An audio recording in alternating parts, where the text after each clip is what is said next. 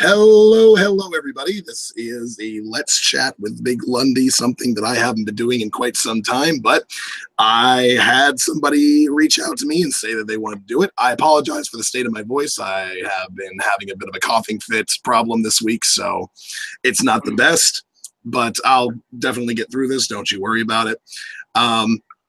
Today, we are going to be talking to someone who hasn't been making YouTube videos for quite some time, and we'll be talking about exactly why to do that, why he made that decision.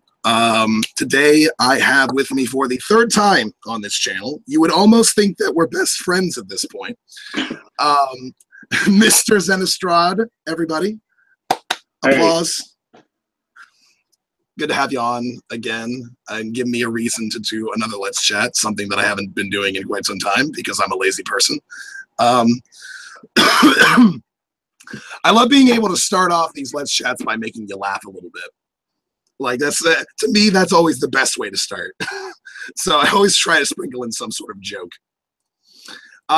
So you contacted me and you said that there was a few things that you wanted to just kind of like put on the record and the like.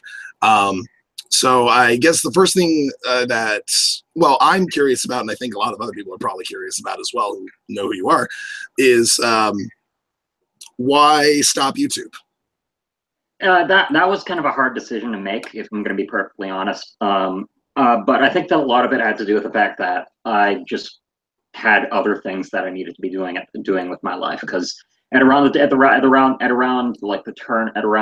the turn of last year, like January or so, I had just graduated from college, and because of that, I realized that I'm going to need to be like doing a lot of work towards getting a job. Oh, excuse me. And because of that, I sort of realized that if I'm going to be like looking for a job, and if I'm going to be working full time, then I might not really have time to do all this stuff. And in addition to that, if people are going to be like trying to look me up on the internet, or potential employers are trying to look me up on the internet, I might just want to like draw back from all this bullshit that's been happening around YouTube lately, because that's not going to look good, I would imagine. And you know, everything about the things that have been happening over the past couple of years, as I have, you know, sort of grown older and sort of taken a step back, I found that I've become a lot more mellow than I used to be. My politics, generally speaking, are actually a lot more radical than they used to be, ironically enough, but it's just that I don't feel quite so spiteful towards a lot of the people here on YouTube anymore. And I think that's a large part of why I felt that I just kind of wanted to step back and see if I could do better things with my time. Yeah, I've actually kind of noticed that when someone has the ability to just step back for a little bit, they start to take the whole YouTube thing a whole lot less like seriously than they did before. There have been several times throughout, at the very least, my time on YouTube, where I have noticed myself become way more of an asshole than I've ever wanted to be. Normally just talking to people who, like, even if it's somebody else who's also being an asshole, like, cooler heads can prevail. And I just don't think that it's the best way to sort of convey ideas and the like. It's not the best way to do it. I mean, it works for the purpose of reinforcing the beliefs of people who already agree with you. But as far as persuasion is concerned, saying, you don't know what the fuck you're talking about. Look at this fucking scientific paper, you piece of shit. That doesn't work. It doesn't work. It never does. Yeah, that's actually something that I was going to probably bring up. It's that, like, a lot of my favorite YouTubers, like people like H Bomber Guy or Sean and Jen or Garrett or people like that, they're people who, like, I don't think that the real value of what they do is in convincing people who happen to be like against them for one reason or another. People who are like all those YouTube skeptics. I don't think what they're doing is necessarily going to kind of shake people out of that that whole kind of circle jerk that got started a few years back. Once the whole I'm pretty certain that this whole feminism is cancer thing started at around Elevator Gate, if you still remember that. But yeah, honestly, if I'm gonna be perfectly honest, there were quite a few like reactionary undercurrents even before then, if you actually kind of study the history of it. But the real value of like YouTubers who are kind of speaking out against that is not that they're necessarily going to convince many of these people, because many of these people just have already made up their mind. It's usually the case that what they do is valuable because they give a voice to people who are not already part of this group. They kind of appeal to people who are either on the fence or people who already are against these like reactionary people on YouTube for whatever reason, but just don't have the means of articulating it. And I think that they can help people better understand like their own positions. And I think that's kind of what I find valuable about them. I do think that the purpose of debate, at least on YouTube, is definitely to at least talk to people in a way that will convey ideas in a way in which people probably didn't think about beforehand, or convey ideas to people who already had those ideas but didn't quite know how to word them. I do think that that's a very beneficial thing.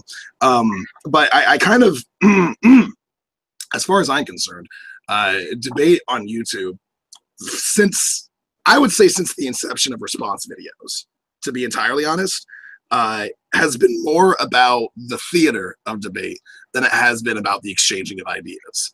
And that's kind of, at least to me, an integral part about having a livelihood on YouTube.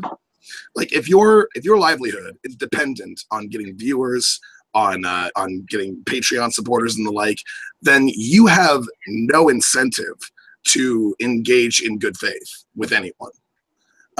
If you do so, that's great. But the problem is very few people do. And I find that the sort of unpopularity of the left on YouTube is probably contributing to the reason why this doesn't happen as often on the left. But I have seen it happen on a large variety of levels. I've seen it with larger YouTubers that are on the left. I've seen it with smaller YouTubers that are on the left. We're not immune to it. Is kind of the thing, and I think that that's sort of one of the main problems I have with just debate on YouTube. I do see the purpose in it. I do see the usefulness in it, but I just think that it's done in such a way that it doesn't serve that purpose optimally, I suppose, is kind of what I'm trying to say. Yeah, that makes sense. I think that I actually think that Napalm, when I was talking to him once, he put it in a way that I thought was both hilarious and probably the most apt way of putting it that I've heard. It's that YouTube is to debate what the WWE is to sports. Yep, that's about right. That's about right. And that's definitely a Napalm quote. And I completely agree with that. And because the thing is, when it comes to YouTube debate, you have to put yourself above the person that you're debating. And that's not helpful to anyone outside of those who aren't even seeking to change their minds. It's only really helpful to those who are looking to reinforce their own beliefs, at least as far as I'm concerned. That's actually kind of part of the reasons why, like one of the things I regret doing. You might remember when I got into that sort of pissing contest with Carl Gunn. That's what I call him now, because that's funnier. But but yeah, it's like a lot of the reason that I decided to reach out to him afterwards was just that I was just so fucking tired of all the constant shouting at each other, and I just wanted to put it behind us. So I like reached out to him, said, "Hey, let's have a live stream. Let's put this all behind us." And like looking back on that, I realized that it didn't really accomplish anything. And like, I don't really think that I would do that now if the same thing had happened now instead of if I had knew the things that I knew now. So it's like, I kind of get why I did it, because, you know, I was just so tired, but looking back on it, I just don't see the point. Yeah. And I think the main reason for that is that Sargon has no reason, like I said, he has no incentive to treat anybody charitably in the first place. I mean, his livelihood is dependent on being an asshole to people. Well, the thing is, though, the thing that I find frustrating about engaging with him is that because if you actually pay attention, it's pretty clear that he's capable of understanding most of the things you're saying to him. It's just that most of the time he doesn't care enough to really try. Yeah, because I mean, it's sort of like I think the main things that he just said that sort of leads me to the same conclusion is that for one thing, whenever you sort of put up the idea of cultural pressures causing people to be oppressed in one way or another, his response to that is to say, well, that's taking the will away from those people. You're saying that if women are culturally pressured into this and into X, and that's what causes their oppression, you're saying they don't have the ability to think for themselves. So he takes it to another extreme. That's, I think that you know, that kind of response, that just strikes me as just being allergic to nuance. No, it is because he doesn't understand the idea that culture people can and do think for themselves. It's just that like who we are as individuals is shaped and influenced by the circumstances that we're raised in and what the sort of dominant cultural attitudes are when we are raised in that culture. And that's not exactly a difficult concept to understand. And I don't. Yeah, like it's not that it only affects one group of people. It affects everybody. Like the idea that we're saying that any one group of people can't think for themselves or whatever is very reductive. And I think the main thing for him is that I don't understand where his idea of choice comes from. That's kind of one of the main things I've always been confused about when it comes to Sargon, because I know he doesn't believe in a libertarian sort of free will. I mean, very few people in the world do anymore. But I don't know if he's a determinist or if he's a determinalist who's also a compatibilist. I don't know exactly how it is that he determines will. If I'm going to be honest, I'm pretty certain at this point that he probably doesn't know what he is either. No, but that's sort of like the main issue with a lot of people who talk on YouTube is that a lot of them don't understand the foundations of their own beliefs. That's kind of the purpose of philosophy in itself, right? Is to understand what your actual beliefs are. Yeah, that's actually part of the reason that I started getting into that. Like, initially, like when I first started getting interested in that sort of thing, I didn't really understand what I was talking about either, and it took me a while to really get that. A lot of this stuff is just so much deeper than like people give it credit for. Even people who on YouTube who respect philosophy to some degree, like the Amazing Atheist of all people, he actually made a video where he argued against what he called scientism in atheism, and it's like that was like one of his broken clock moments. But yeah, you know, at the same time, he completely misunderstands these philosophical concepts, like where there's one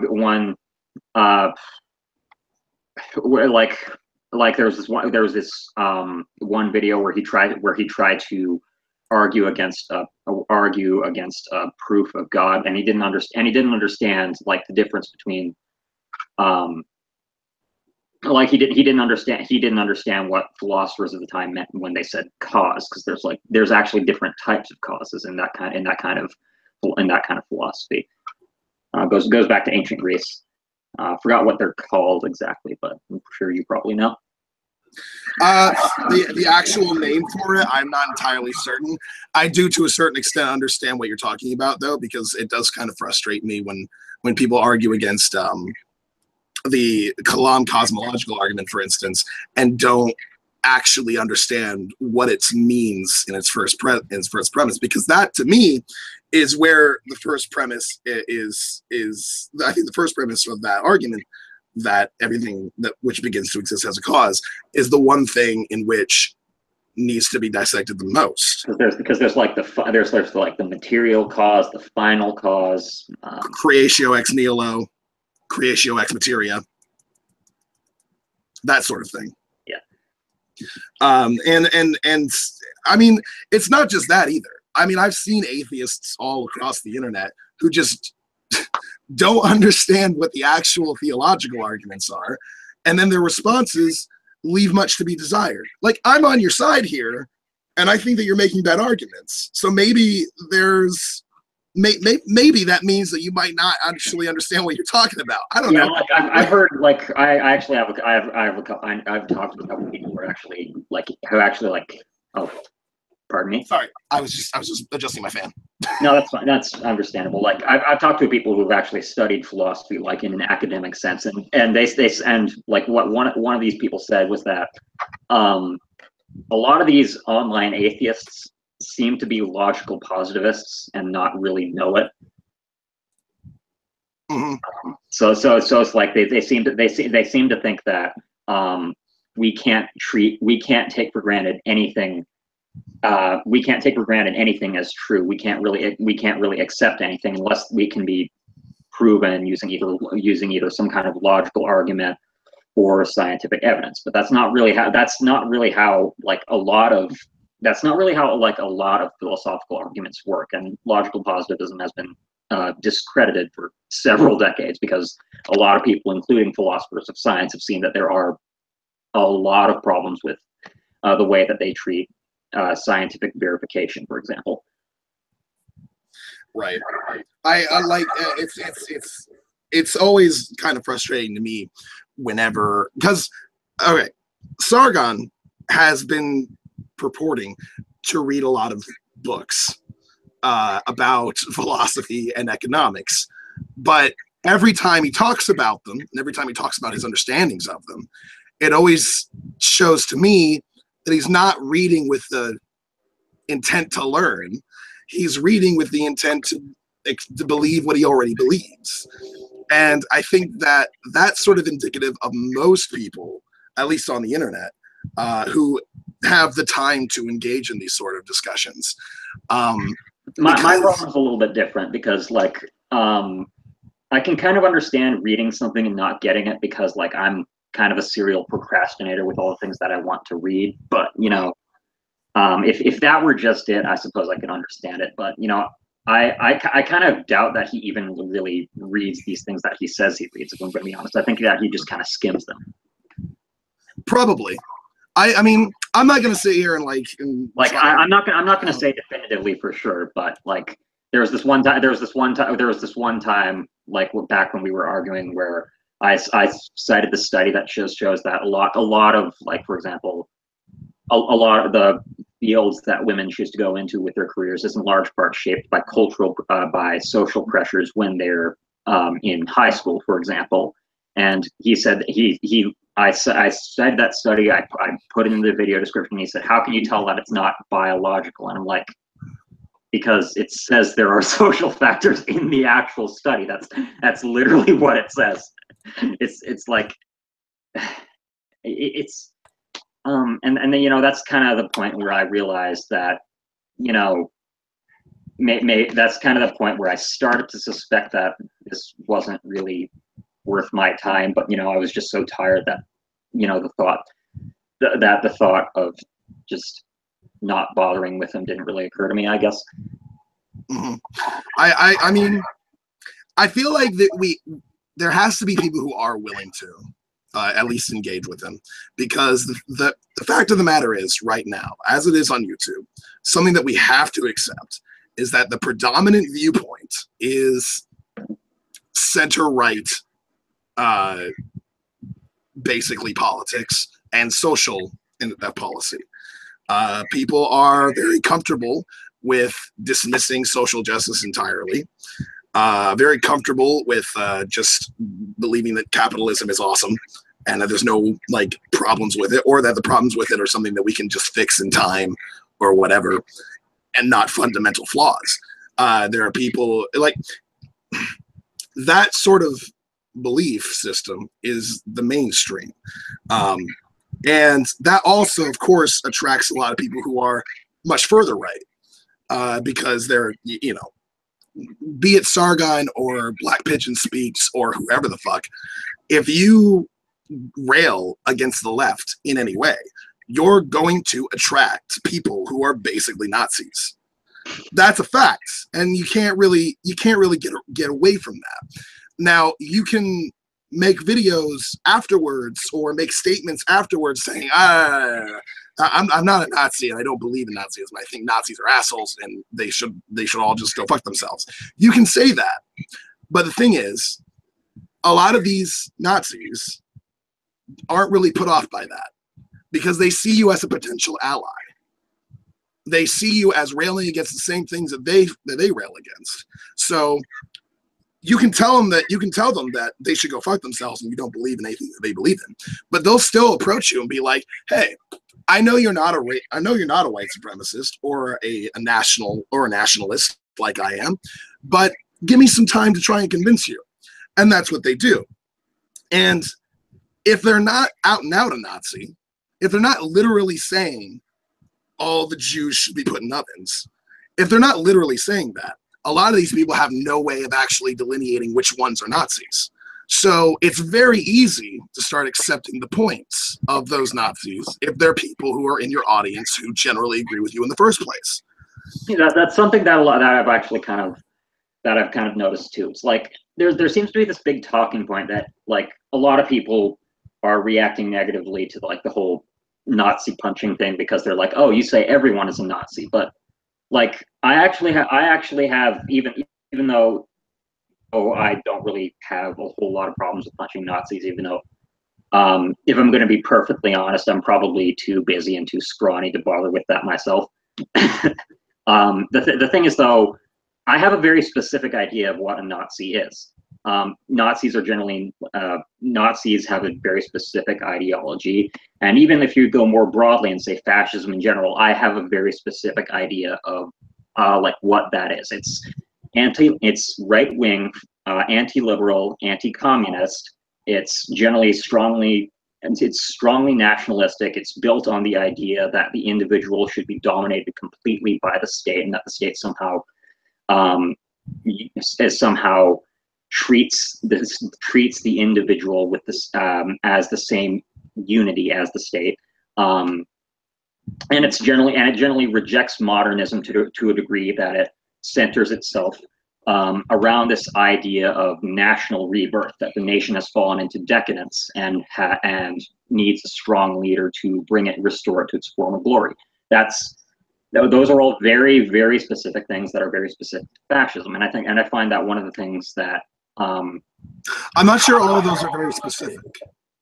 I'm like when you said right wing, anti-liberal, anti-communism, blah blah blah blah. When you said all that, what you did to me was just say a bunch of different things that means it's really hard to explain. It's really hard for me to explain without like bringing up like the sources that I have on this. But there's actually this. But like I've actually read several things about it. There's like I don't know how to pronounce his name, like Umberto Eco's fascism.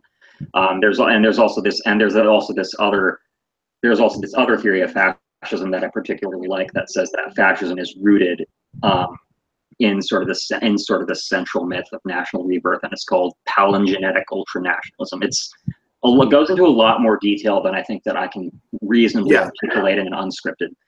No, I get the national rebirth. I get the nationalistic tendencies. I get the sort of integral part of that when it comes to at least fascism.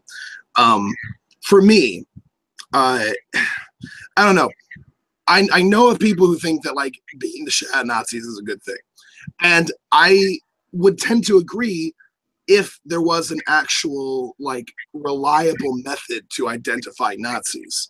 But thus far, I don't think that there actually is one to a level that's actually workable, if you know what I mean. Like, it's not that we can't say like, hey, this person over here is a person who says that all the Jews should burn in ovens and that Hitler was awesome and did nothing wrong and that we should adopt all of his policies. Yeah, that's probably a Nazi.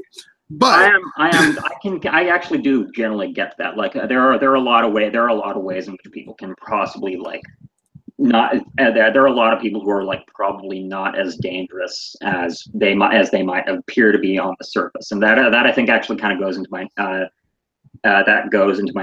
actually kind of is related to the point that I was trying to make. Like, I have a very specific idea of what fascism is, or at least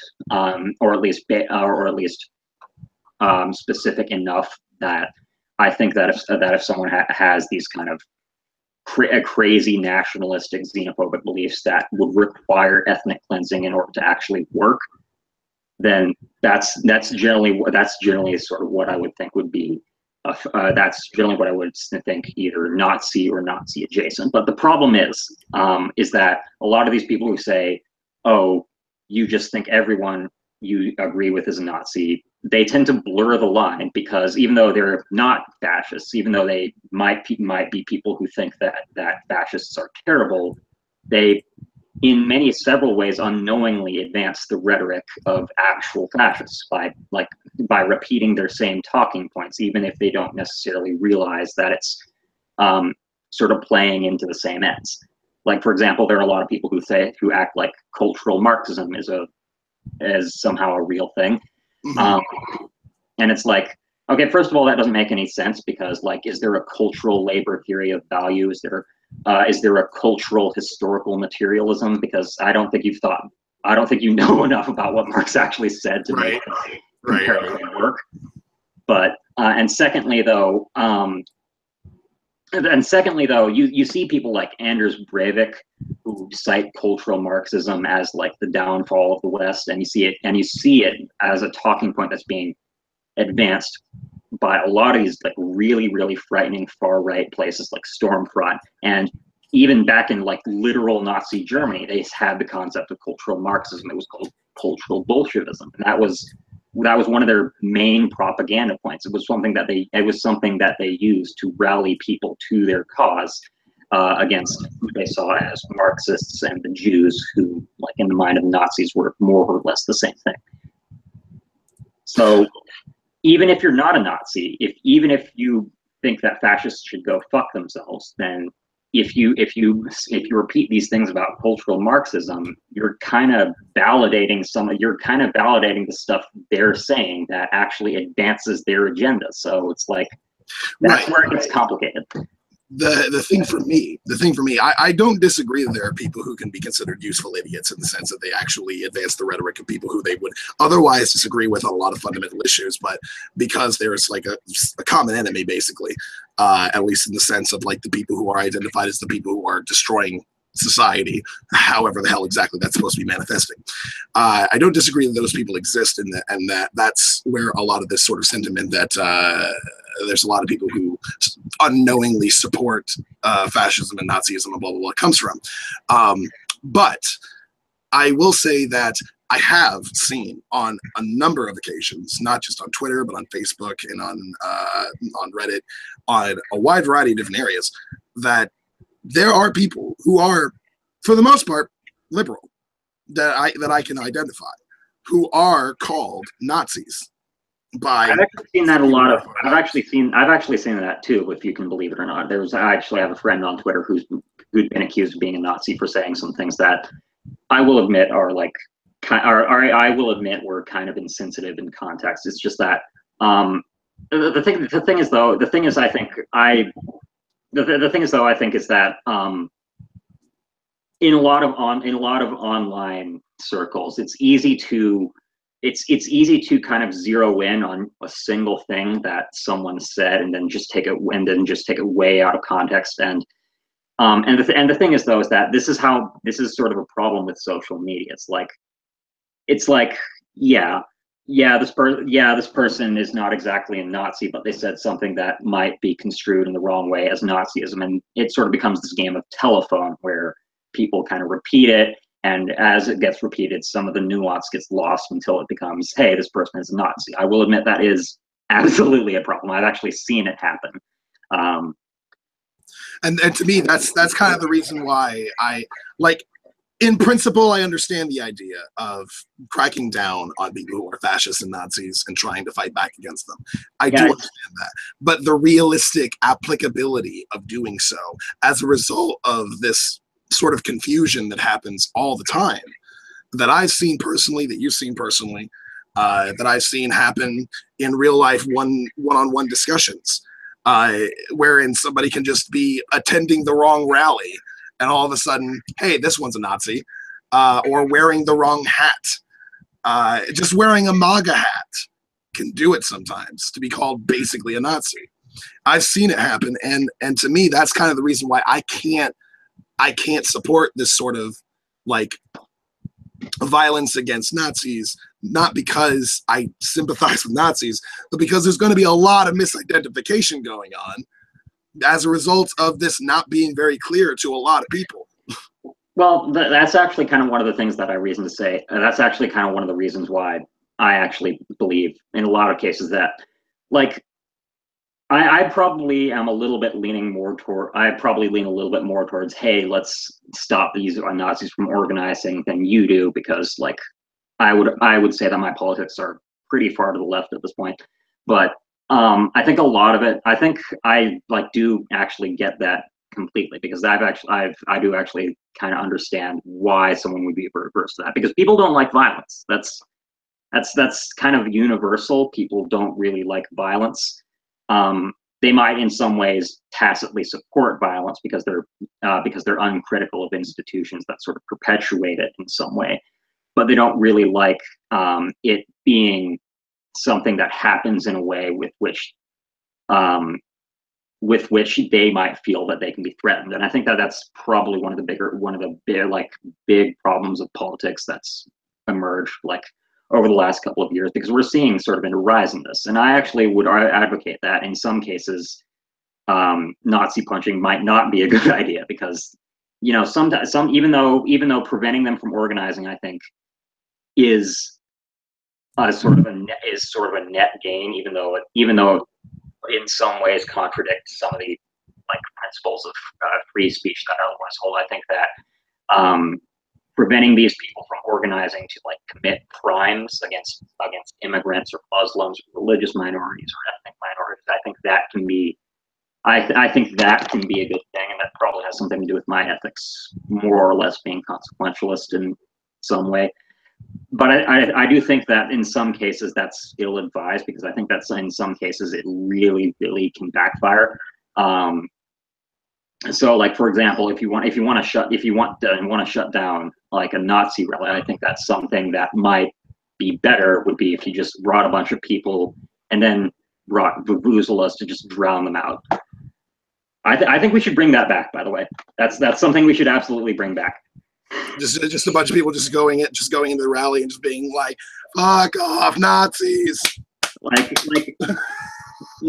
just drown them out and make it so that and make it clear that no one likes them. That's not infringing on their free speech in any way. That's just making it harder for them to actually organize without it being a major pain in the ass.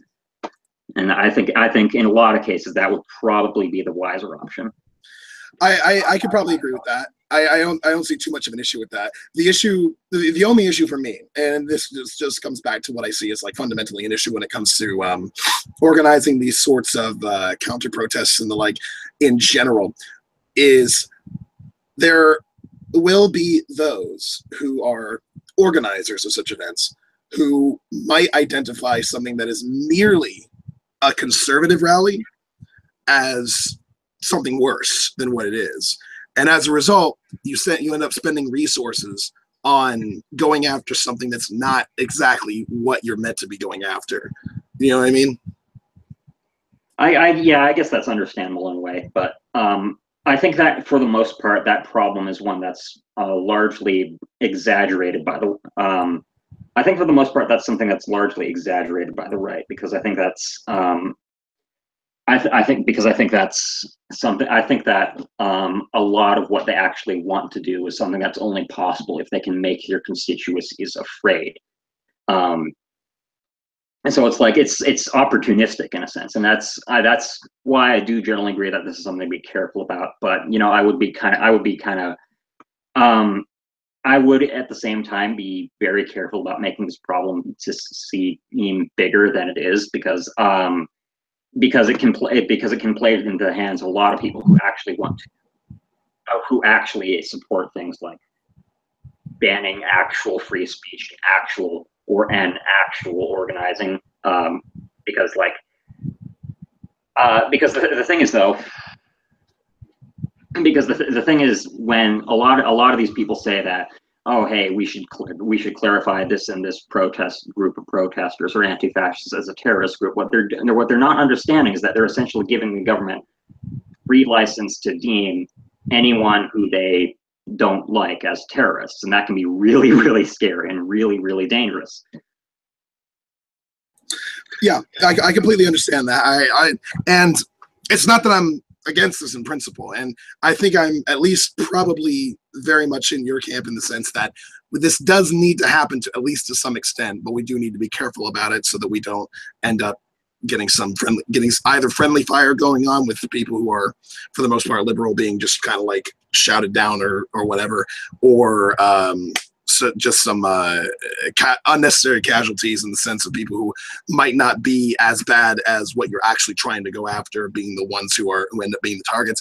I understand that being careful is kind of the thing, and I'm not saying that this is a very real and predominant problem. I'm just saying that the risk definitely is there, and the question for me becomes, how exactly do we mitigate that risk to the best of our abilities? Because even if you yourself have a very specific idea in mind as to what you mean by fascist and Nazi, the vast majority of people don't, because this is something that you have to actually read up on. This is something that you actually have to be at least somewhat educated on to try and delineate. So there has to be a delineating marker for both Nazi and fascist that everybody can readily identify. And you know, to some extent, I actually kind of think that a lot of the way that we've been like treating the actual Nazis in both like our education system and like our mass media might actually be partly to blame for this, because if you actually look at a lot of the way that fascists and Nazis are portrayed in historical fiction or video games or movies, you can see that while there's a lot of focus put onto the atrocities that these Nazis committed, or they don't really seem to focus on what exactly their ideology actually was. And as a result of that, you see a lot of people saying things that are just like utterly ahistorical and just plain stupid, and like, oh, the Nazis were socialist because they had socialist in the name. Well, yeah, to me, that's just sort of the same issue happening on the right, at least as far as I'm concerned. That's the right saying everything that I think is bad is socialist or whatever. Whereas, and honestly, I don't think that happens that often, but I do think it happens often enough that it does need to be curtailed to some degree. It needs to be addressed and needs to be pointed out when it does happen, because this is not just like some rando on YouTube saying it. This is people like Proctor University and shit, or people who have like hundreds of thousands of subscribers, or even people like Breitbart, who are, for some strange reason, getting a lot of people who actually read their articles and take them somewhat seriously, and which scares the fuck out of me. And these are people who will say things like this, so that does need to be called out when it happens. So I kind of see that. I kind of see the issue of readily needing demarcation points that can be identified by the general populace on the left or those on the right who are actually a threat to our freedoms and our safety. In the same way, I think that same issue needs to be addressed on the right. Like anybody who is on the right in any way, I'm going to go ahead and say, you need to, if you're watching, which you probably aren't, because let's be honest, who the fuck am I? But still, if you're watching, you need to better understand what socialism is, what Marxism is, what all these different ideologies that you may not share. I totally accept that you don't share these ideologies, but properly understanding them and educating your other people who are in your group about that and getting them to better be able to identify it accurately is kind of a key to us being able to move forward in a political discussion. Because if a political discussion essentially comes down to, well, you're a communist totalitarian piece of shit and you're a Nazi fucking fascist asshole, if that's what most discourse ends up devolving into, where the hell are we going to go from there? Now you can see why I stepped away from YouTube. Like, yeah, exactly. That's it. That's the reason. I don't know. I just don't understand why people. Well, I shouldn't say I don't understand, because I kind of do understand why people can't just address people in an honest way. There's a lot of contributing factors to that.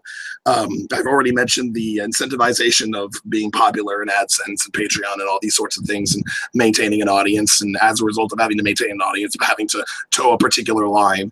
And Sargon is never going to become a feminist. It's never going to happen. If he did, he'd lose so many of his subscribers. He would lose so much of his heart. That's already kind of happening to like Thunderfoot, and he's in no way a feminist. Yeah, he's not even a feminist. He just dared to say that Sargon did something that was a piece of shit. And I agree with it. I actually think that started when he came out against Brexit, if I'm going to be honest. True. It did start with that. But the thing is, I would consider Thunderfoot, for the most part, a liberal. Yeah, he is. He is on many ways just kind of a run-of-the-mill liberal with some reactionary ideas, but he's not really too different from most liberals I know. Which is why he wasn't pro-Brexit in the first place, and it's why he, for the most part, outside of like feminism and how to address Islam, like those are the two things that he's expressed beliefs about that are fucking weird as shit, and to a lot of degrees kind of just counterproductive as well as offensive and blah blah blah. So those are things that we can call him out on, but at the same time I definitely call him a leftist. I wouldn't call him a conservative, but Sargon, I don't know. Well, that depends on your definition of leftist, but yeah. Well, yeah, I mean, I'm not calling him a socialist. There is a lot of semantic quibbling. You would not believe how much semantic quibbling there is about that. I know. It gets to the point where liberals aren't even considered leftists sometimes. I understand. No, it's fine. Like I don't want to give you shit about that, because I get what you were trying to do. I'm just right. See that right there. You understood what I meant when I said that, and there was no need for us to actually go into the actual definition of what it means to be a leftist and whether or not someone who is sufficiently socially liberal is a person that we can call on the left or blah blah blah blah blah. We don't need to do that, because we're not trying to like prove each other wrong or win an argument or anything like that. We're just talking, and I think that is something that is definitely lost when it comes to YouTube debate. And I'm not going to say that I'm above that. I've definitely contributed to that sort of bullshit. You were there when I had that like 4-hour plus another 4-hour debate with fucking Vic about racial profiling. Yeah. I like a lot of people were calling me out for not moderating that, but it was just so vapid, intellectually vapid. I'm just going to be perfectly honest that I could not bring myself to actually listen, even though it was being literally hosted on my channel. So. Yeah, and to be fair, it wasn't your obligation to moderate it. I asked you as a person, as an acquaintance, if I could do it on your channel because it wasn't working on mine at the time. Yeah, because Google is shit. Yeah, like that's basically the only reason it happened in the first place on your channel. So you had no obligation to participate. Though, to me, I was just frustrated because I tried to address all of his arguments in what I thought to be a reasonable rebuttal of his points without resorting to "you're just being a fucking racist." I didn't want to get to that point, but after like 8 hours of explaining to him all of the inefficiencies of racial profiling, why it doesn't work, why it only serves to hurt people, why it causes other people who are of different ethnicities that you don't profile to end up going free, so that you don't actually arrest more people that I don't know might be justified in arresting. All these different things. He didn't listen to any of it. He just said, "Well, it just makes sense to me to racially profile." And like I think the point where I just tuned out was when he explained his point using a video was used from this video from like a comedy YouTuber that because he was like who the fuck was it? I can't remember. I don't remember. Shay Carl, I think, is what it was. Oh god. and the Shaytards. Because he was like, "Well, there's a video of them, and the kids are in the yard, and they look like they're up to something, and so it's investigated, and they are up to something. That's profiling." And it's like, are you kidding me? That is not what we're talking about, and you know full well. Yeah, that's it's like to me that was like my time that I lost it after 8 hours of it. I couldn't. That's why when we were doing the after party and everybody else was just kind of like giving their own 2 cents on it, the only thing I could say was every single one of your arguments have been rebutted as far as racial profiling goes in the first place, and you still go to it and say, and your main justification for it that can't be rebutted because it's just an opinion, is that it just makes sense to you to do it. So it seems to me what you're doing, not to call you a racist, but it seems to me that what you're doing is saying, I think it makes sense to racially profile, so, and I don't consider myself a racist, so it's not racist to do it. So there's no problem with it. That's what it seems to me is what you're doing. But I've already showed you that it is. And he's like, that's absolute nonsense. That is not my position at all. And I'm like, whatever. I just couldn't do it. I couldn't handle it. After a while, you just become Mr. Shouty Face because they're impervious to any sort of like reasoning or research or any sort of arguments. I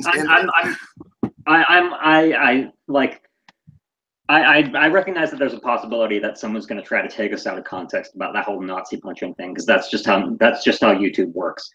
If I'm going to be perfectly honest. Yeah. If someone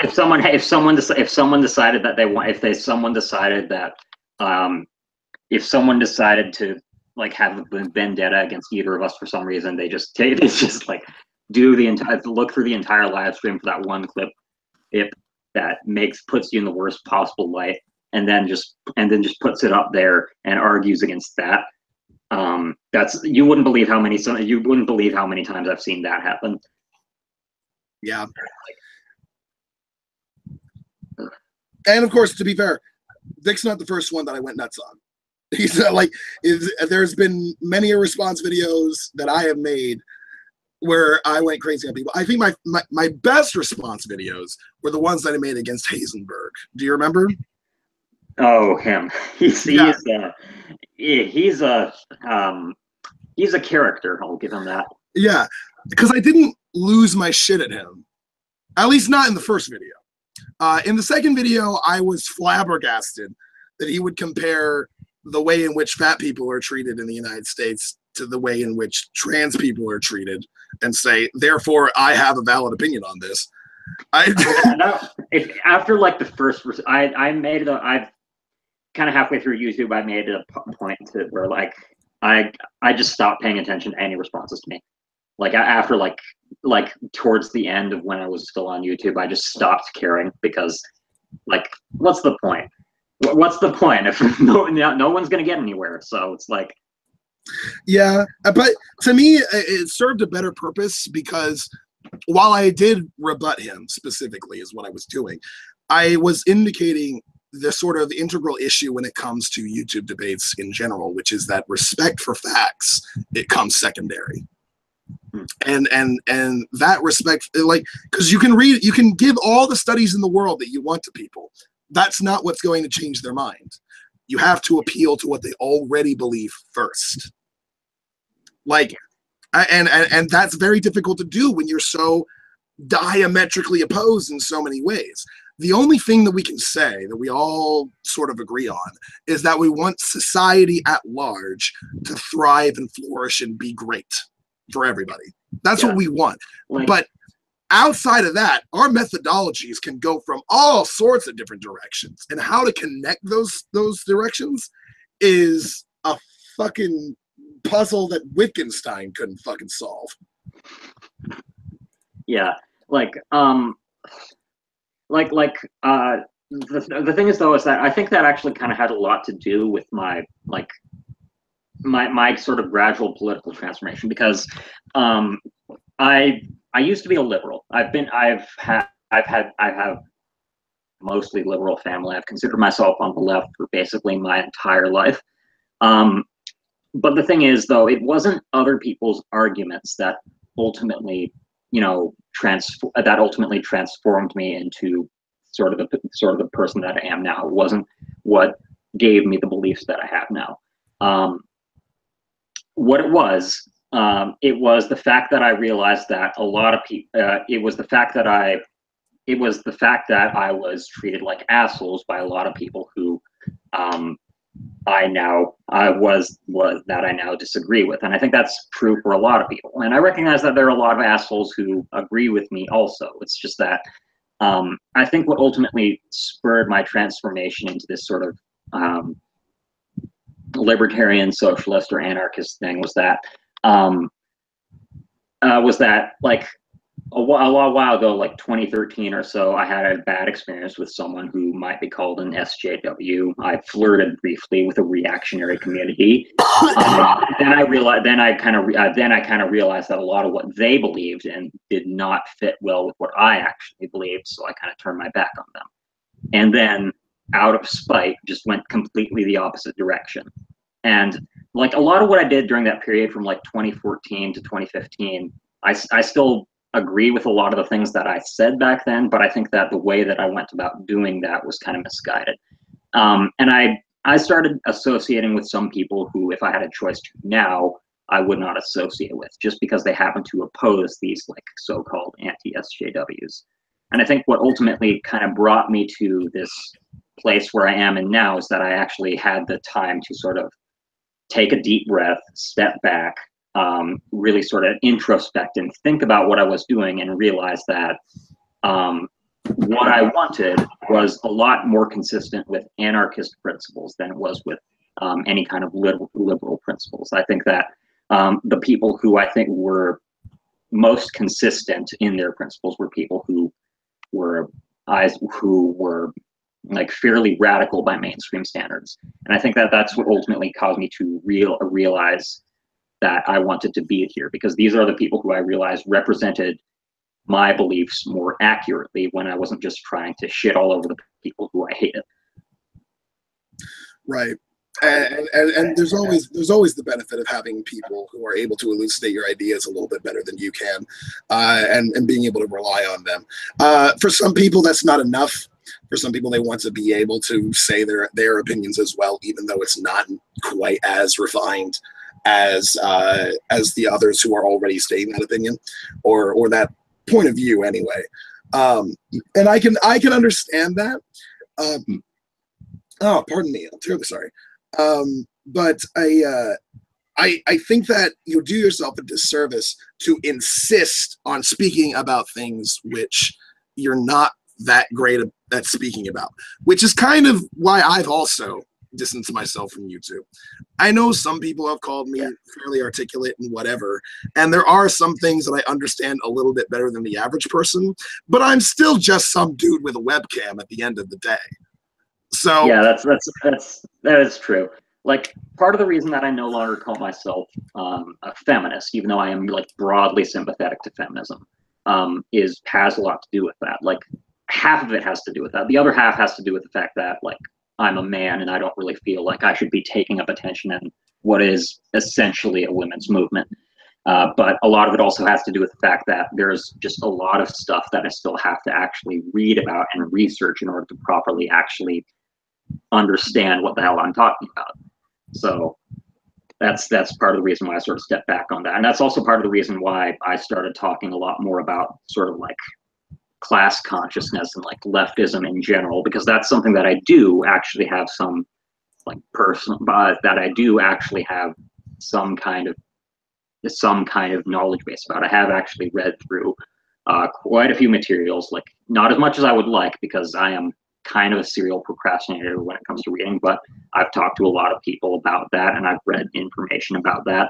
And that's something that I feel a lot more comfortable kind of speaking about if I'm going to be speaking about anything at all. Right. Real quick, I know that we're going in a particular direction with this.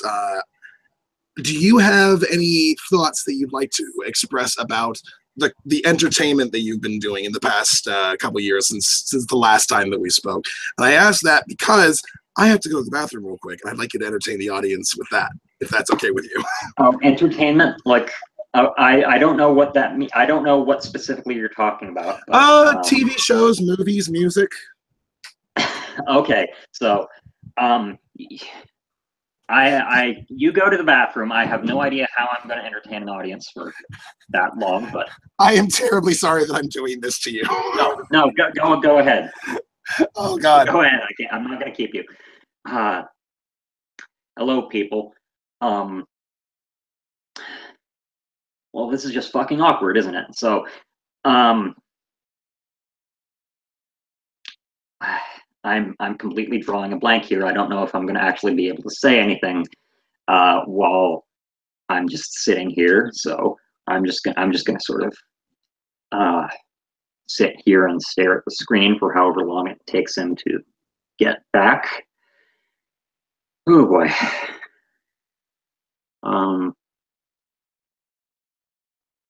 This was not what I was anticipating. I'm deeply, deeply sorry if I'm boring all of you. I just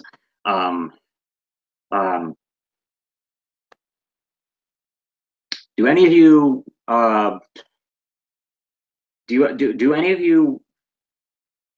Oh, that was faster than I anticipated. Yeah. Sorry.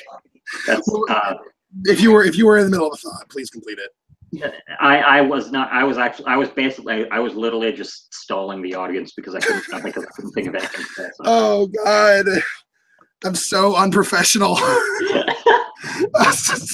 And that is probably the least professional thing I have ever done. Is just leave a Let's Chat right in the middle of it to go to the bathroom and say, "You entertain the audience." I am so sorry I did that. Oh God. I started to feel it like a half hour ago, and I'm like, I can hold it, I can do this. And then like it just wasn't gonna happen, so I had to do something. I'm sorry. Oh good Lord. Okay. All right. I completely forgot what we were talking about. Sorry. So we were talking about your current, the way in which you currently identify yourself. You're not, when you wouldn't call yourself a feminist, regardless of being highly sympathetic with it. I'm kind of in the same boat, I would say. As far as that's concerned, because I started to notice that when guys are feminists, or at least take on the mantle as it is, it's very often that we will sort of tell other women how to be good feminists. You know what I mean? Yeah, that can be. It's not necessarily even that, so that I take so much of an issue with, but sort of the way that we kind of draw, how male feminists kind of have a tendency to draw attention to themselves as a way to as opposed to like the women who actually are supposed to be the center of feminism. And I think that's mostly what I kind of want to avoid. Right, exactly. Like if I'm going to watch a debate about like the best way to be a feminist, I would much prefer to watch two female feminists talk about it as opposed to male feminists. Not that a male feminist can't have a valid viewpoint on this sort of thing, but to be honest, feminism mostly affects women. So we're sort of in this as more of an intellectual exercise, as well as, of course, agreeing with the principles, I suppose, as well. But we're not as invested in it necessarily as those who are directly affected by women's issues. Yeah, it's more performative, I find, when male feminists do it, because like they don't really have to worry as much about like the actual consequences of the beliefs that they're espousing, because they're for the most part they're not the ones who are supposed to be affected by it.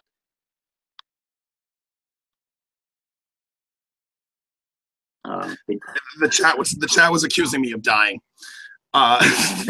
Like I was wondering for a second because you were just kind of sitting there like. Well, I am exceedingly out of shape, so there's that as well. And I just kind of like ran to the bathroom, ran back as fast as I could. So no, that's fine. Plus all the laughing. I laughed myself out of breath. How out of shape do you have to be to laugh yourself out of breath? Honestly, pretty bad. Well, I don't mean to like be accusative or anything, but you do smoke, so. I do, and honestly, I wish I smoked less as far as like cigars are concerned, but my financial situation is in such a way that it's just cheaper for me to get like the $2.50 cigar packs for a long period of time, and they're not great for me because I inhale like an idiot. You're not supposed to. I understand that, but I still do it out of habit mostly. So that's kind of what fucks up my throat a lot and causes me to have a hard time breathing. Like, we were talking about politics, though, right? Right. Yeah. Yeah, don't laugh yourself out of breath again. Oh, fuck. Right in the heart. Holy shit. I'm dead. I can't handle it. That was harsh. Clean that part coming from Zennistrad. I'm sorry. but yeah, like you bobbed and weaved and gave me that one.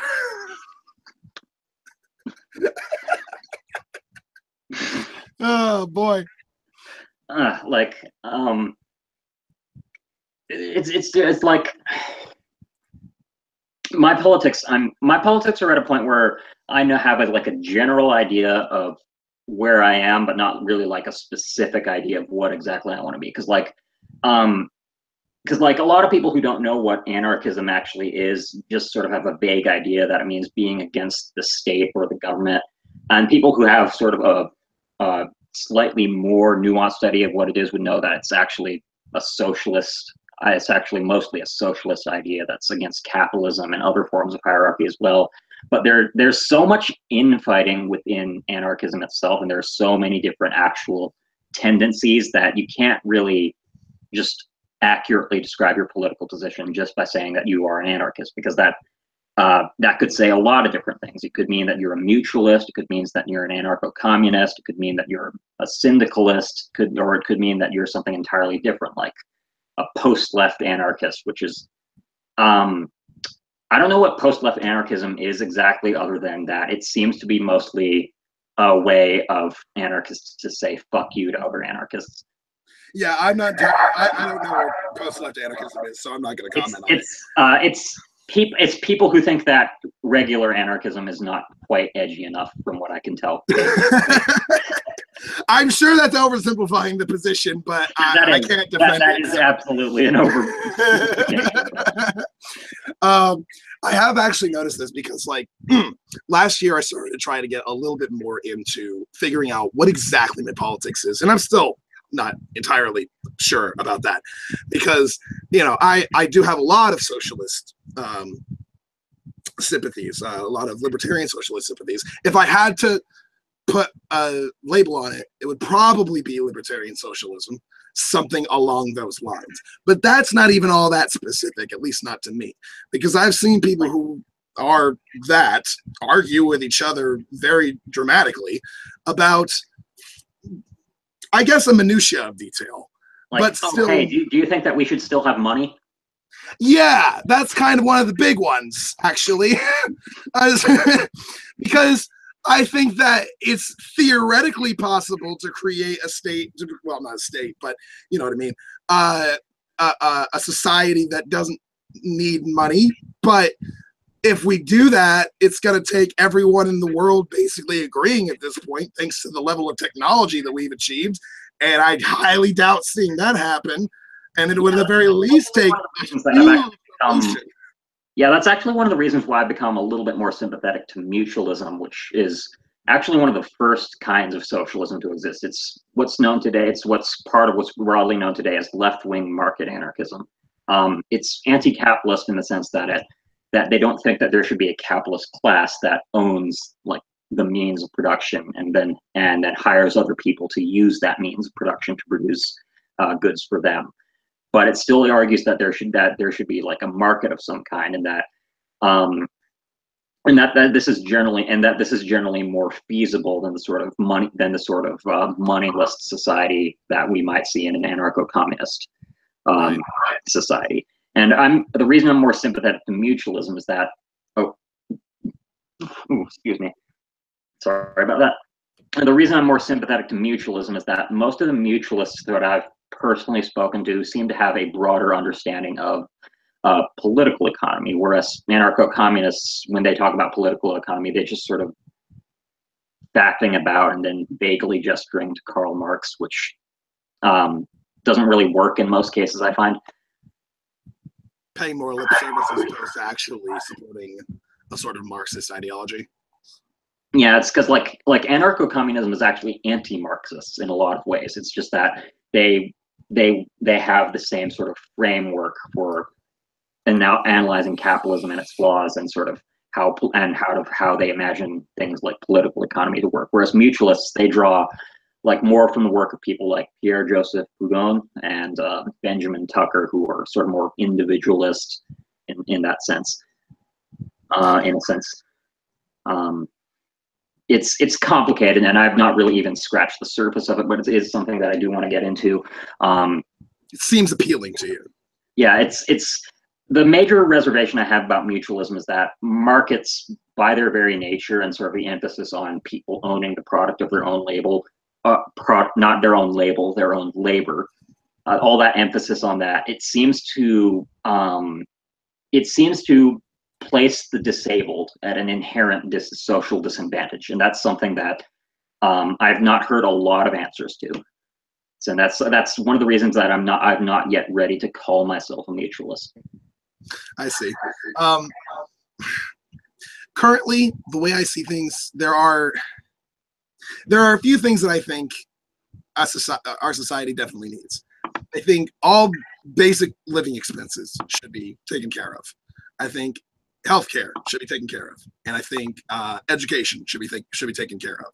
So food and utilities, and food, water, utilities, that sort of thing, and shelter. The fucking healthcare and education. I think those are the main things that I think are at the very least a little bit more realistic than the sort of widespread revolution of overturning the system as it is. Yeah, if I'm going to be honest, I don't think that that's going to be happening like anytime soon. But I think probably not. And like I've actually had a few anarchists get mad at me for saying that we should like call our senators to not repeal the Affordable Care Act, because like how dare you dirty reformist? And I'm like, okay, but you do understand that if the Affordable Care Act is repealed, then a lot of people will die. And, you know, at some point there's a difference between saying that something isn't revolutionary enough and just saying that we should never do anything at all that's actually feasible in the short term, if you get what I mean. Mm-hmm. I understand, because I've seen it. I've seen people say that it's useless to try and reform the system as it is. It's not going to fundamentally. You can't fundamentally change the system through reform. I find, but I think that it is useful to try to enact some kind of damage control in the meantime.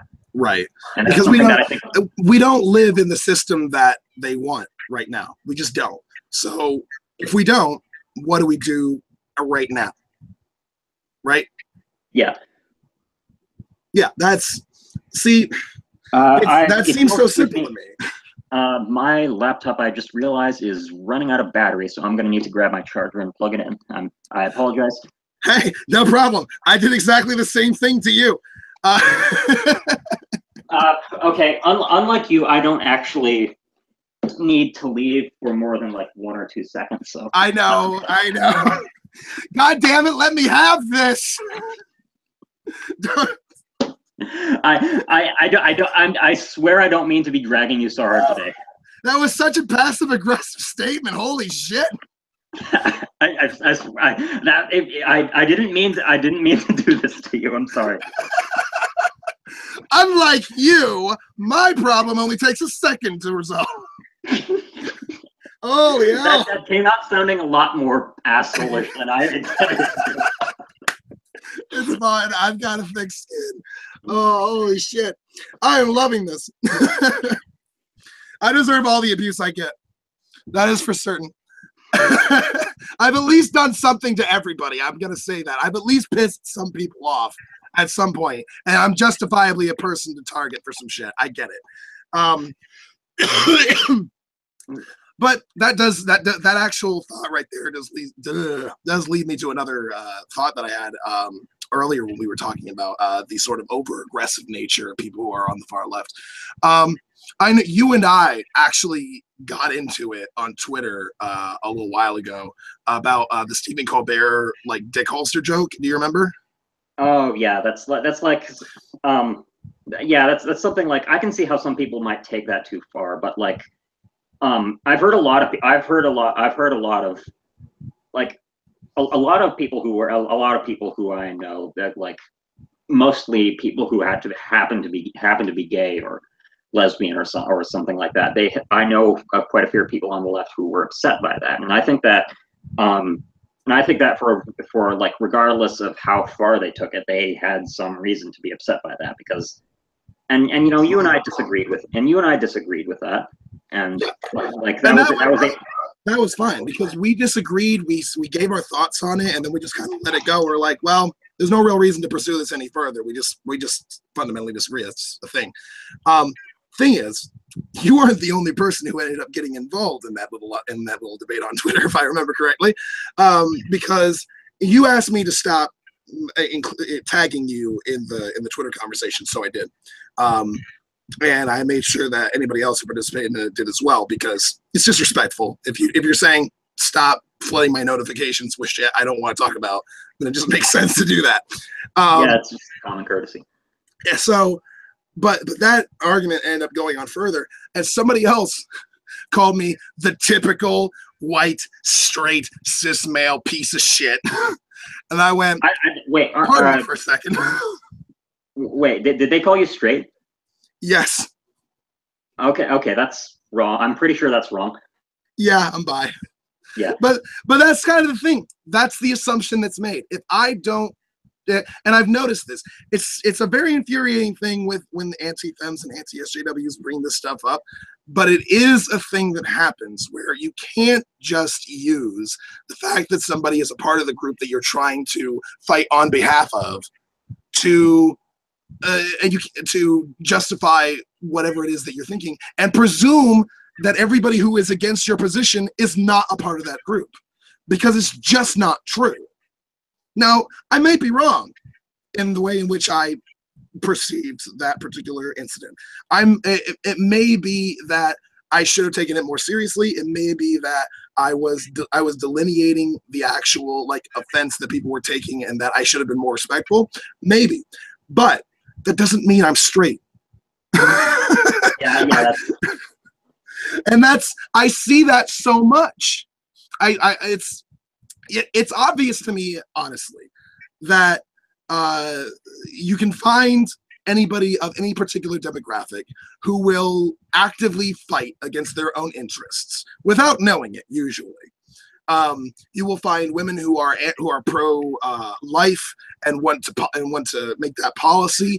You will find Black people who want to enforce like more powers for the police, regardless of how bad that's affecting their communities. You will find people of different demographics who will go against their own interests. So to presume ahead of time that the people who are against whatever position it is that you hold that's supposed to help a demographic are necessarily just not a part of that demographic is very much damaging to the credibility of your cause, at least online. People will notice that, and they'll say, "You have no idea what the fuck you're talking about." And I will say that the anti-S Jews, as I'm going to go ahead and call them because why not? I actually like to call them anti-swidges because anti-swidges. I like that even more. Yeah, like H Bomb pronounced SJW as swidge in one of his videos, and that's like I'm going to do that. That's where I got S Jews from as well.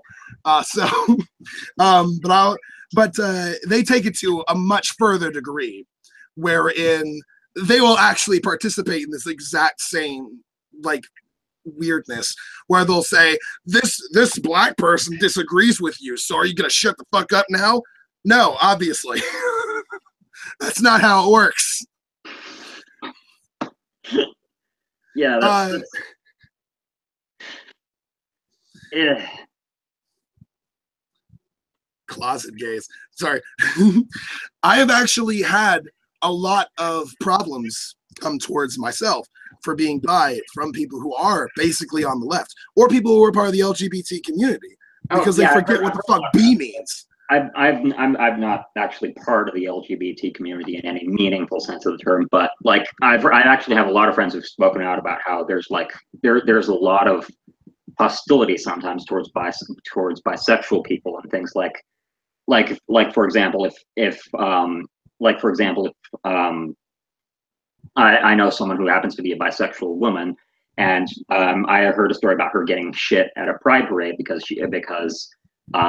she was there with a male partner, and that's something that from based on what I've heard. I don't want to like speak definitively on this because it's hearsay, but I've heard that's a very common problem. That is a very common problem. It happens. I'll say this. In my experience, I don't get as much shit for it, and I do have some bisexual female friends who have gotten way more shit from it. But it differs depending on each person, because and depending on where they are, because as far as I'm concerned, if I'm in an area that's very anti-gay in the first place, then me being a bisexual dude is something that is seen as wrong in and of itself, regardless of who it comes from, usually, unless they're part of the LGBT community. So I have the problem of being, basically, I have been called half normal, if that's like a term that makes sense to you. I have been called half normal. I have been called a half fag. I've been called a wide variety of weird things. And that's something that is going to go with me for a while. And I'll say that these same like homophobic guys, at the same time, they would love a bisexual girlfriend, because they think that if your girlfriend's bisexual, that just means they're up for threesomes. Like, as if that's they don't see them as the same as everybody else. They see them as just people who just want to have sex. That's one of those things where people who are very, very anti-gay, or just anti anything that's not straight, also are the same people who think that a woman who's doing another woman is hot.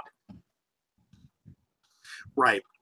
And it's not, that's not to say that bi women don't get shit from lesbians as well. I've seen that. I've seen a lot of lesbians who will say that they just don't trust bisexual women. That I've heard this statement: how are you going to trust someone who's had a dick in their mouth one week and now are trying to have sex with a vagina? I have heard that from a lesbian woman. It's so demeaning. It's so like dehumanizing. And this same sort of rhetoric is used against everybody else in the LGBT community all the time. Like gay guys telling me that I'm just like a gay guy who has 1 foot out of the closet, but the rest of me is in. Like, I'm repressing my gayness to still be attracted to women or some shit. Like, it's a choice that I like both. Like, they'll say that to me. And that's the thing that kind of like blows my mind. Like, the same shit is said to you to dehumanize you, but you don't mind using it on me. And it's this weird, I don't get where it comes from. I honestly don't. It confuses the hell out of me that people who are a part of an oppressed group will use the same rhetoric that is used to oppress them, to oppress other people. I don't get it. I think there's actually a term for that. I don't actually remember where I heard it, but I think that's called in some academic circles lateral aggression. And it seems I don't know what I don't know like what the actual sociological or even psychological root of it is, but it's something that I've seen like very common, and it's something that I think that and it's something that it's something that I've been very, very reluctant to address, because that's one of the issues where I feel the most like I wouldn't have any idea what I'm talking about if I were to actually start talking about it in any like meaningful capacity. And the shitty thing about that is I kind of feel sometimes like I'm not speaking out on this issue enough, because like it is a legitimate issue and I want to do something about it, but I don't want to make a fool out of myself. So it's and I get that, and that's sort of like a problem with that at the very least, as far as I'm concerned, bisexuals have, is that we're sort of in the minority in the LGBT community. We're not the only ones. Obviously, trans people are also a minority in that community. There's more lesbians and gay people than there are bisexuals and transsexuals, as far as I know, anyway. And so we just don't have that much representation. And the people who should be our allies, the people who are a part of the LGBT community, are not supporting us for some reason. And I feel like it's weird to accept that you're a part of that community while at the same time having prejudicial views towards the B in the community. That's the thing that doesn't make sense to me. I can understand to a point the idea of an oppressed class using whatever power they have to oppress another class, because to me that's sort of like trying to maintain their power above others so that they're not on the bottom of the ladder. That's kind of what it seems to be to me. But as far as I'm concerned, LGBT is the same class, but we're not treated the same by each other. And that's the thing that bothers me. That I don't get. That it doesn't make any sense to me. But we don't have that many people who can speak out on our behalf, because again, we're very underrepresented in the community in the first place. And those who are not in the community are not really going to be listened to all that much. Yeah, like, yeah, that is definitely a major problem. And that's like I don't want to like, I do actually have kind of someone who's close to me has kind of had personal experience with that, but I don't really want to talk about that too much, because that's something that would probably get into a little bit of too much into like divulging personal information that I wouldn't want to make public. That's completely understandable. I'm not going to ask you to divulge information about anybody else that you're not comfortable divulging. I completely understand that. But yeah, I don't know why I guess you hit one of my triggers. Because whenever that sort of thing comes up, it just sort of like makes me blind for a second. That's like completely understandable. I mean, it's just something that you've personally dealt with. I would be surprised if it didn't upset you to some degree, honestly. Yeah, and I had a similar argument with somebody about like a week ago, like a straight dude who was basically patronizing me in a very strange way, where he was like, oh, you have the choice to be bi, and that's fine in this free society. And I'm like, what do you mean I have the choice to be bi? And that started a whole fucking like argument, and that culminated in him saying, you're trying to take what I mean in a way in which I didn't mean it, and I think that's because you want to be a professional victim. And I was like, go fuck yourself.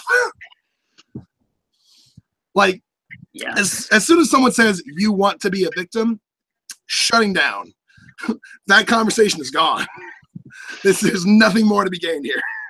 Yeah, that's one of those buzzwords that I find like that's one of those buzzwords that I find like annoying at best and just infuriating at the absolute worst, because like I've never not seen it used in a context to say that in a context where it's basically completely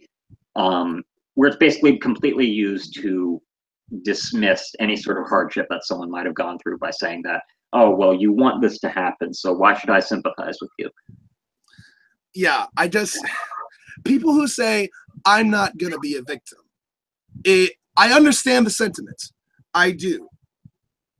But it doesn't really make a whole lot of sense to me to say that you're not a victim when you are. Yeah, like the thing is, being a victim, it's not an issue with your mindset. It's an issue of how other people treat you. It's like, even if you don't think that you're being victimized, if someone did something against you that's wrong, then, well, you kind of are. Yeah, that doesn't mean that you wallow in self-pity and the like, which I think is where the sentiment usually comes from. But you do still need to acknowledge it if you want to improve on that aspect of society that has caused bad things to happen to you in one way or another. You can't just ignore the fact that it happens and say, I'm just going to get over it, because that doesn't help anything. And I think that's kind of like my main problem with that whole sentiment of why. Yeah, like that's actually one of the main arguments that I've heard for people who try to say that like rape isn't really a big deal in society, because like a lot of women who answer questions that say that they were raped don't actually think that they were raped. And it's like, okay, but did someone have sex with them when they were unable to consent, or just did not give consent? Because that is literally the definition of rape. And you know, even if you didn't think that that's what happened to you, if someone did that to you, then that kind of is something that fits the legal definition of rape in most respects, and fits I would say the ethical definition of rape. So like, like, rape is traumatic. It is very, very traumatic, but in some cases you might not even realize that it happened. And it's wrong to sort of discount that. It's wrong to say that this isn't something that happened, that someone didn't do something horrendously wrong here just because it never registered. Right. When we sort of create this sort of dynamic when it comes to like crimes that victimize people, if we create this sort of atmosphere wherein if you were truly victimized, you would know it, or that it would hurt you to a particular degree, that creates a cloud of gray over the people who were still victimized but just don't feel as bad about it, or have repressed it, or are getting over it, or are just getting away from it in one way or another. It's just kind of like ContraPoints actually went over this shit in his rape culture video, where he said that there's this notion that we have where rape is the worst thing that you can do to another person. And as a result of that, if a rape happens that doesn't seem as bad, then people are quick to dismiss it as not being a real one. And that's sort of what happens as a result of focusing so much on making it as bad as it is. So it's sort of a double-edged sword. The more focus that we put on it and the more that we fight against it as this worst thing that can happen to people, the less seriously people end up taking it when it happens, but it doesn't create this massive psychological trauma. Yeah, that's like kind of one analogy that I used in this inner argument that I had like a couple of years ago is like, if you say that someone was not victimized because they don't feel like a victim, then basically what you're saying is that it's okay for me to break into your house and steal something extremely valuable as long as you don't miss it. So like, would you agree with that? If I did that, would you say that it would be right for me to do that? Right. Or we can even take it to extremes. What if your family didn't really like you and they were perfectly fine with you just dying and I just murdered you? You wouldn't have a problem with it because you're dead, and your family doesn't have a problem with it. So I guess it didn't do anything wrong, right? That is extremely morbid, but yes, that is. Yes, it is. It is very morbid. That is the logical conclusion of that exact kind of argument. So yeah, that's like the perfect reductio ad absurdum, or however you pronounce that. I can't pronounce Latin for shit, so you were fine. You were fine. I do have some audience questions apparently. Just want to address them real quick. Spooky Socialist, what up? Spooky Socialist, shout out in the room. Why does the right hate weed? Well, as the Rat Player points out, and anarcho-capitalists tend to actually like weed, but traditional conservatives and those sorts of people, they don't like it. And I think that that a big reason behind that is how highly associated it is with like black crime and the like, which is a result of it being illegalized in the first place, as a result of trying to like basically criminalize being black. Let's be honest, it's basically what it was. It also has to do with the fact, I don't know how true this is, but I've also heard that a lot of the reason that hemp is so closely associated with marijuana is that it poses an extreme threat to the paper industry and to a wide variety of industries that stand to profit from the illegalization of anything that's kind of related to that kind of plant, because it can be used in a wide variety of ways. So in some sense, I think that it also has to do with corporate interests, but in a lot of other senses, I think that a lot of it's just racism. Yeah, Red Player also points out that it wasn't just black people, it was also Latino people who were focused on as well. That's a good point. I kind of didn't, I fucked up not mentioning them as well. My bad on that. Let's see, Dash just wants to make a comment that professional victim does seem to be a way to say to the other party who's being accused of it as being insincere of their victim status. And I agree with that. I think that it's a way to diminish their actual victimhood so that we don't actually have to worry about it. And the Hollow 89 would like to ask, why is there so much overlap with gaming and right-wing views? Oh boy, that's interesting, but I would say that's a coincidence. I would say that it is in some aspects a coincidence, but I also have a tendency to think that I would not say that this is true of people who play video games today, since video games are like bigger than fucking movies now. But I think that like for like the first decade and a half of video gaming's existence, it was something that was mostly associated with nerds and social outcasts. And one thing that I have absolutely learned about nerds is that they tend to see anyone who looks down, who criticizes the way that they behave, as sort of indistinguishable from the people who are trying to ostracize them to begin with. And I think that has something to do with it. I've kind of speculated about that before, but I'm not actually a sociologist, so I can't literally speak definitively on that. But I do know that there is a very strong tendency for right-wingers to try to recruit people who feel socially isolated, because people who are socially isolated, they're people who are vulnerable. They're people who can be easily convinced that, oh, hey, all of your social problems, they're actually caused by these people who are saying that you're sexist or racist. They want to persecute you even though you've done nothing wrong. And that I think is actually a major part of how a lot of people end up getting sort of recruited into this sort of right wing, or sometimes even alt-right rhetoric.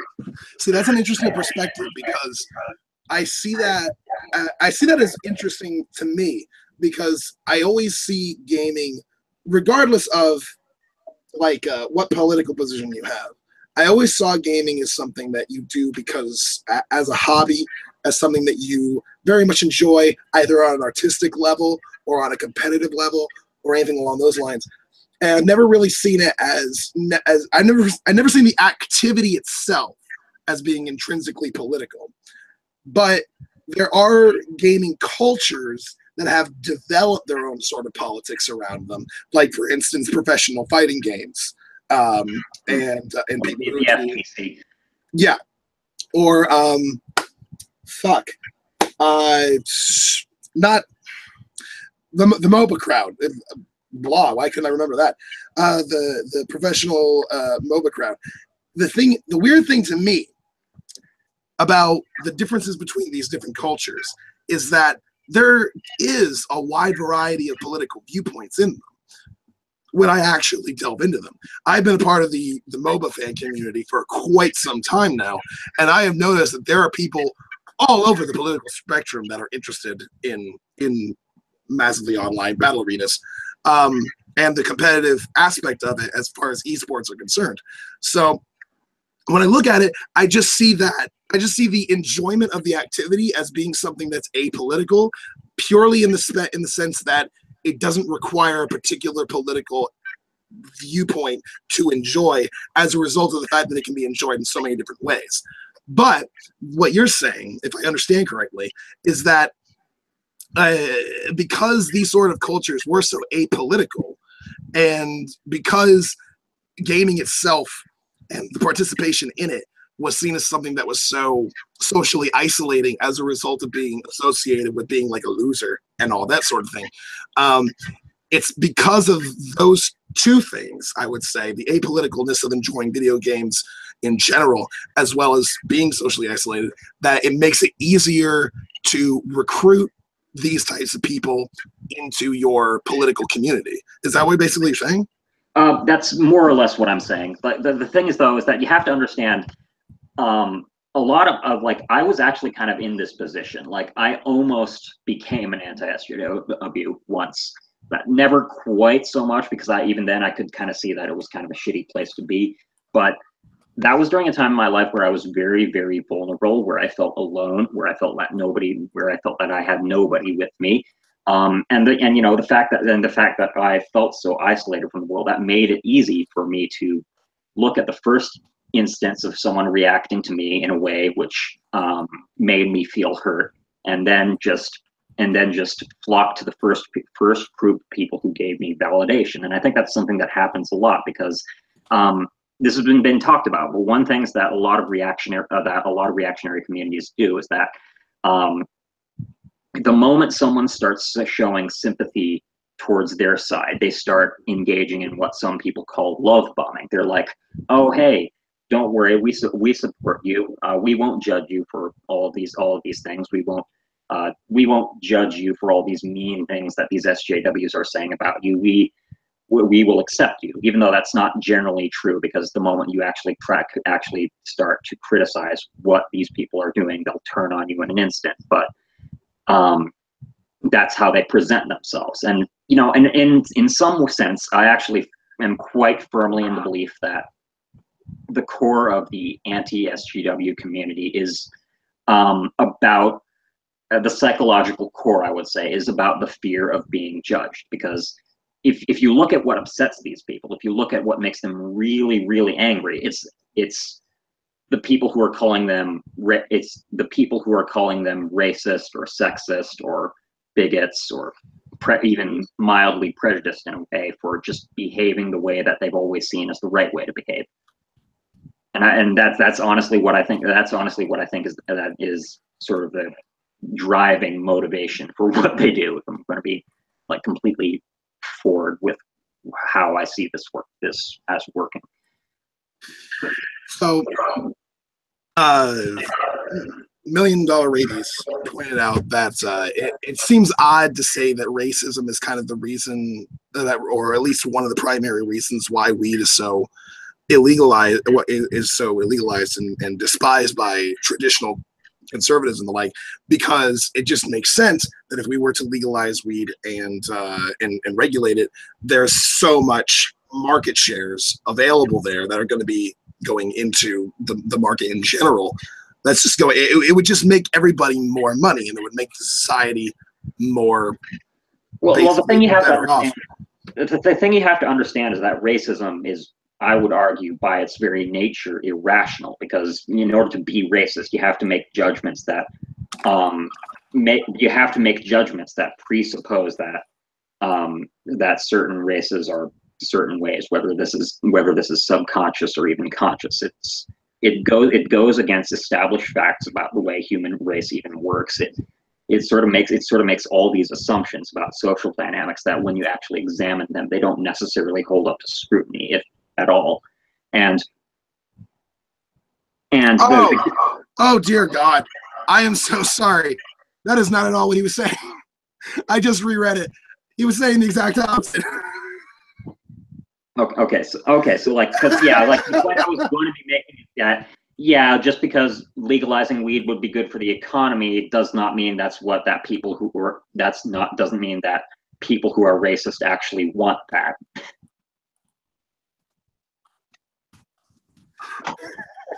Yeah, so it's like, now he's mad at me.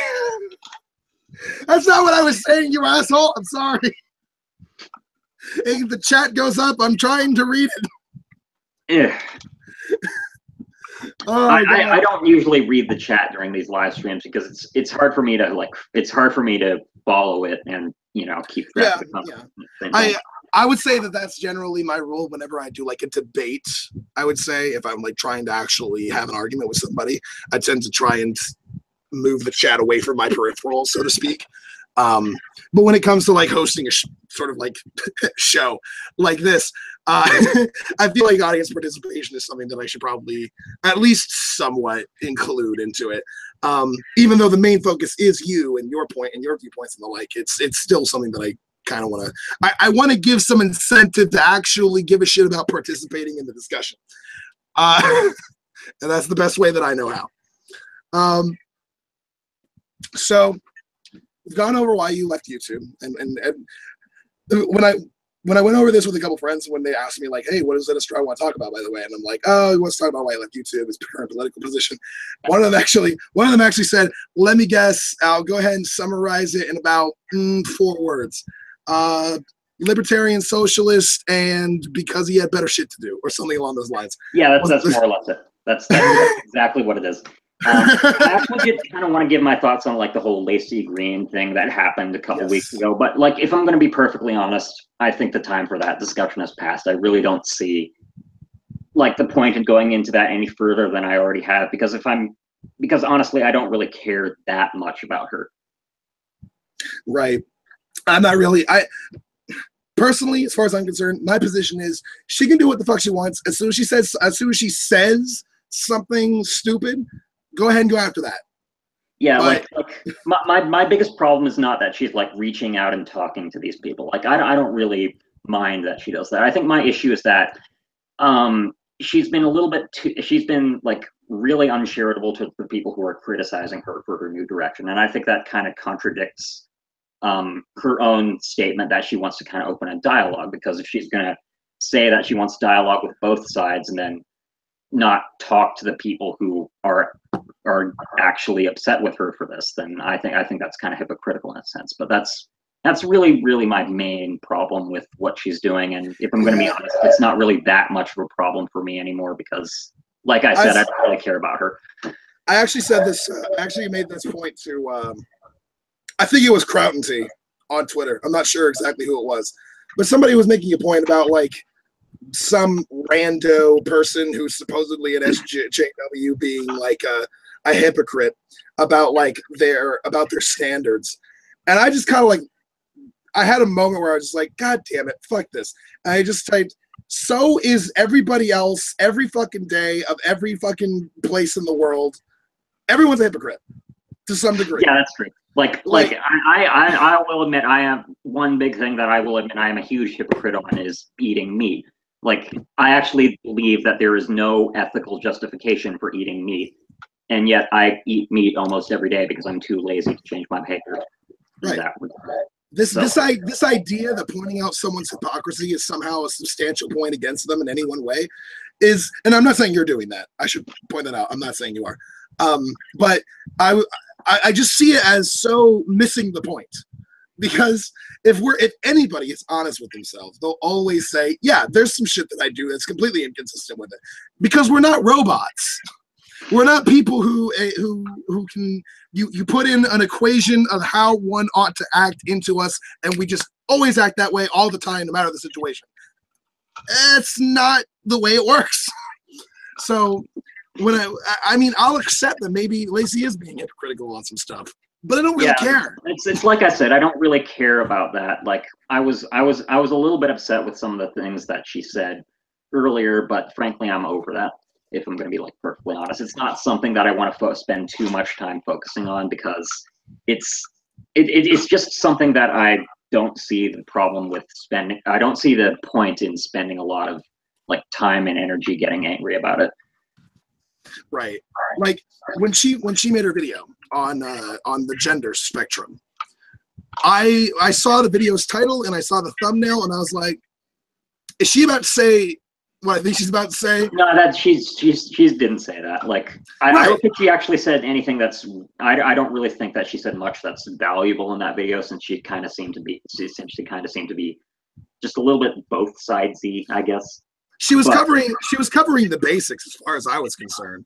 But you know, it's like, I think the only real issue I had, the biggest issue I had with this video was that the thumbnail was just that the thumbnail and title were clickbait. But you know, all of her videos have been clickbait to some degree.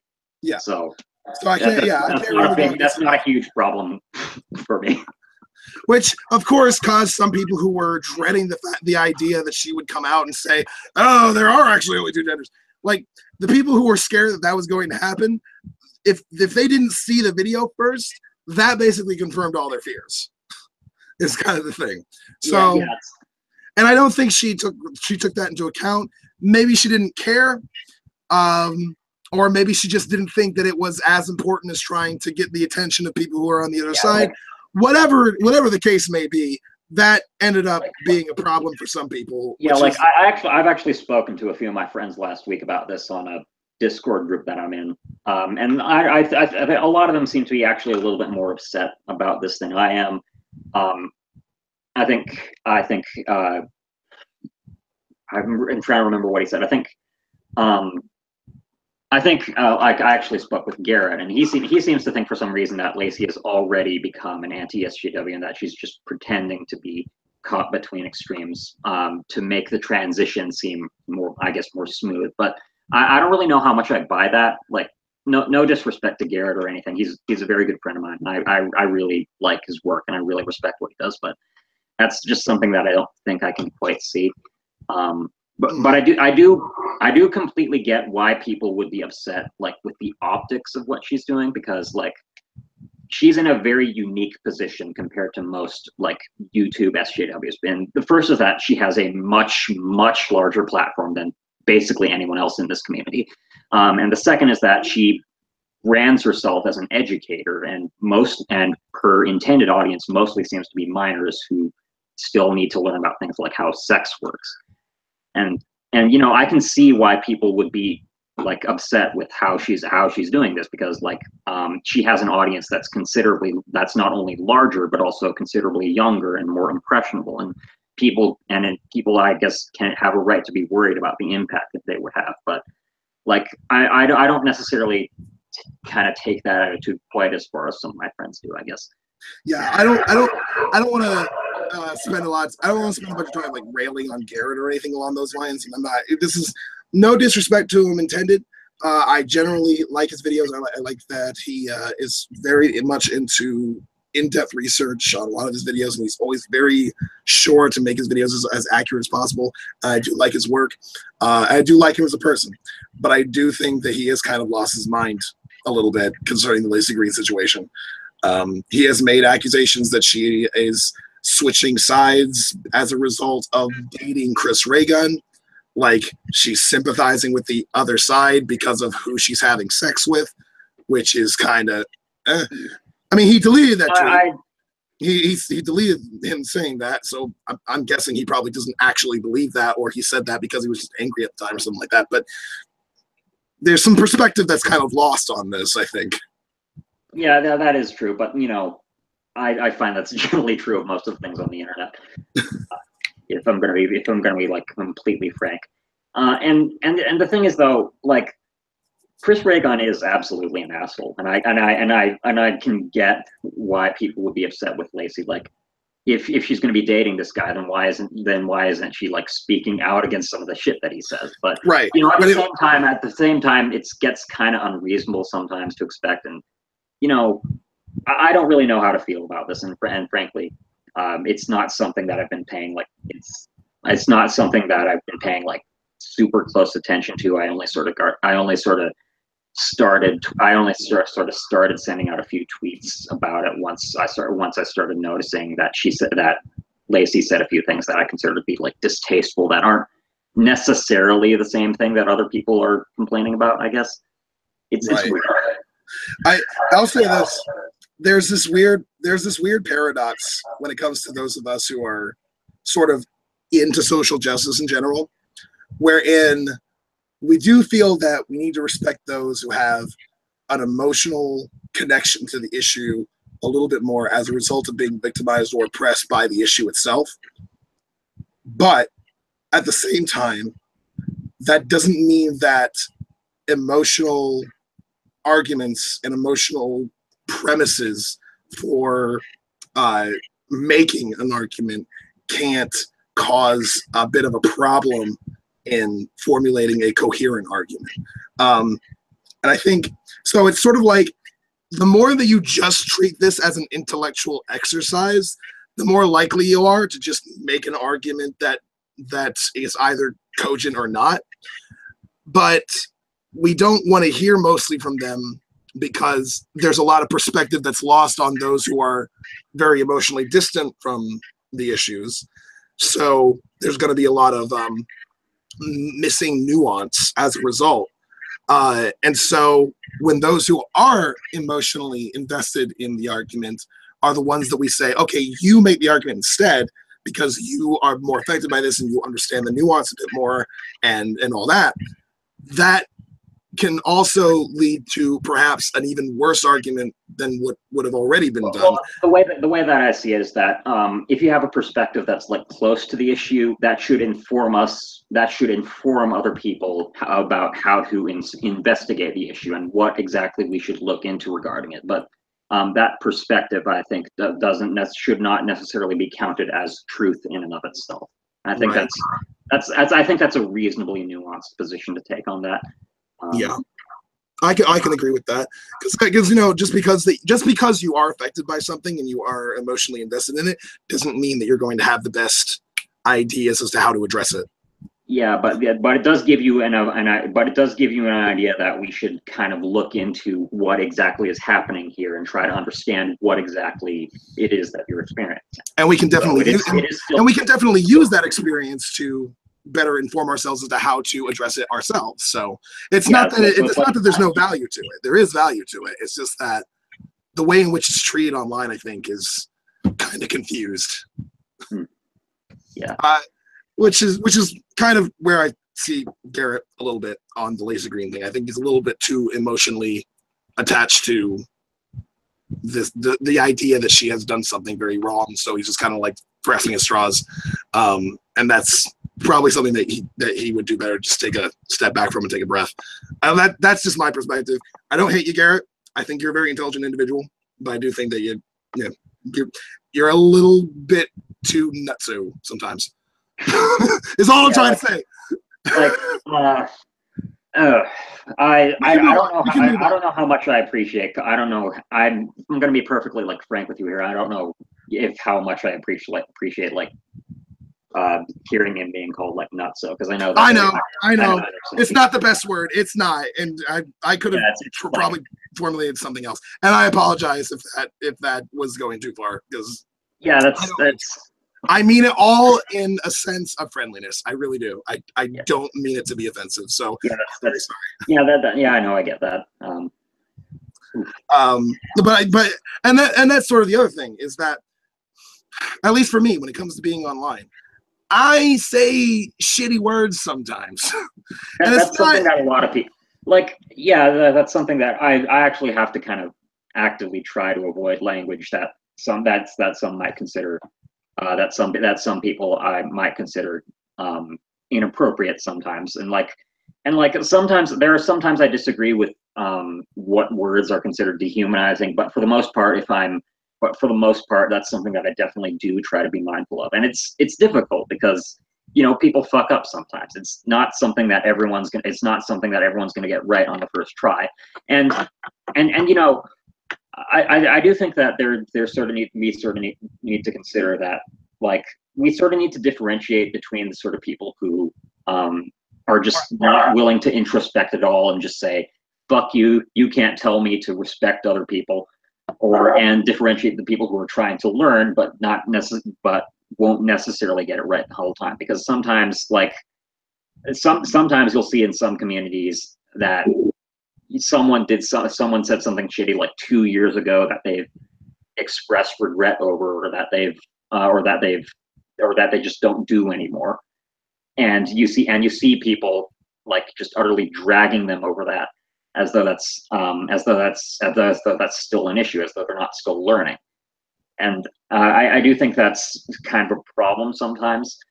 It's something that I've seen happen to a couple of my friends that I've definitely seen get out of hand. But yeah. Yeah, that's actually that's exactly the point that I was going to make. I hope I have two fabulous from Amazon. Whoop, how do we get one? I'm terribly sorry. My dad's calling me. I need to take care of something. That's fine. That's fine. Entirely understandable. You know what? I am in the middle of a Google Hangout. It's kind of funny because